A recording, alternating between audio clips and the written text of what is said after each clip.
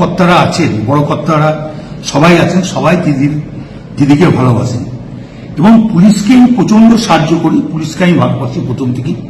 Police বিপদে পড়লে পুলিশের পাশে আমি দাঁড়াই। পুলিশকে গাল দেওয়ার কথা আমি কোনদিন ভাবতেই পারি না। পুলিশকে গাল কেউ যদি দেয় আমি তাকে অপমান করি, এটা আমার বরাবরকার স্বভাব।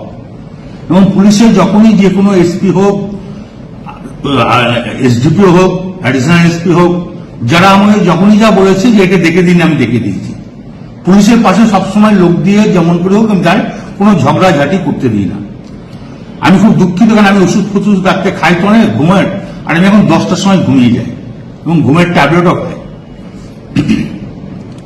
সেই সময় ঘুমটা ভেঙেছে। নুরুল যে ছেলেটা আমাদের খুব হৃদয়, খুব ভালো ছেলে, ওর বাবা বলতো আমাদের দল করতো, বাবার করার পর ও দল করে, খুব নিরীহ ছেলে, ভালো ছেলে। ওকে যখন শুধু মেরে পা হাত ভেঙে দিয়েছে আমার মনটা খুব খারাপ।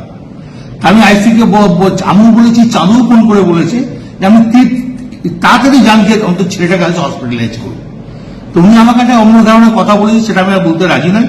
তখন আমি নিজের রাগ সামালতে পারিনি, এটা স্বাভাবিক আমি বলেছি।